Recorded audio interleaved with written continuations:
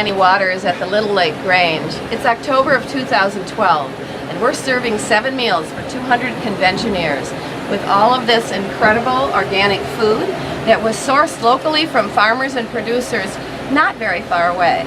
We believe in local food and fresh food, and we believe especially in food that will make your children healthy and happy, which means no GMOs and no pesticides. So we've gone to great lengths to find all of this great food from local farms.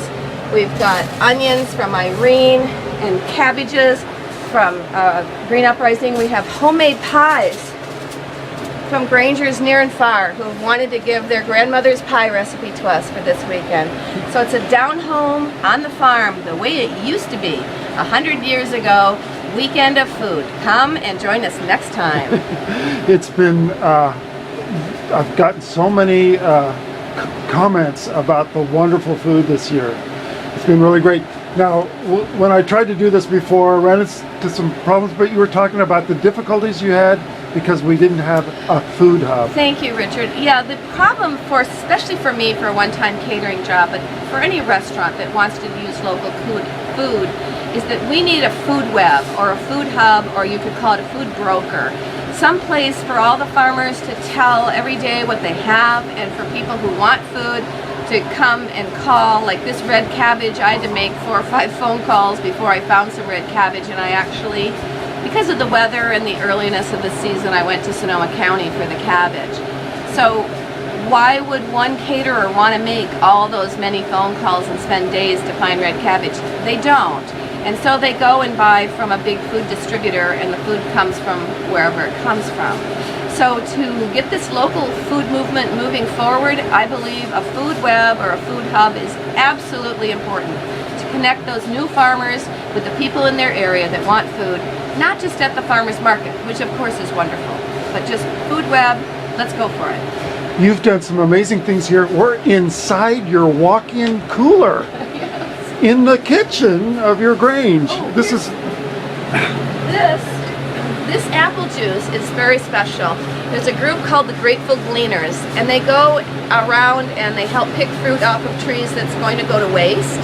So lots and lots and lots of apples, tons of apples were picked this year, and this raw apple cider that was pressed just down the block is waiting for us this afternoon as a special treat. We're going to heat it up just a little bit with some ginger because it's cold outside, and make a warm ginger apple drink. I was going to serve it cold, but the weather has changed, so we're shifting our concept. Oh, cool. Now, you also got this grant, this community, what do you call it? Well, we had there was a food security grant that the USDA put out a few years ago, and some smart people in our community grabbed onto it. This cooler is here because of that grant. We were able to commercialize and upgrade our kitchen. We have 8,000 pounds, 4 tons of grain and beans in silos just behind the Grange. I'm going to make pictures and include that in this video at the end. That's right. So. For our food security in our local community. If all the trucks stopped running the Safeway and all those stores will only have food for 3 days, probably only 20 minutes if people act like I think they might. But we can feed the community another 3 days from these silos. Now that's not enough. People aren't used to eating rice and beans for one thing. But truly what we want is for people to continue to buy buckets of grain and take them away to their homes and begin to use them and integrate it into their life. Keep it fresh, keep it moving through. Come buy more grain. So when the time comes, if the time comes, it's not just these silos feeding people, it's their own food that they have been saving for their own food security as well. Right. And the Grange is a great place to learn how to do that. It is. I I teach cooking classes. I teach them how to use the beans and rice. I specifically use black beans because that's what we're getting, and they're a yummy bean that transitions people into the idea of beans because they're very rich. All right. Well, thank you so much, and thank you for this great food. Thank you, Richard. Glad to have you.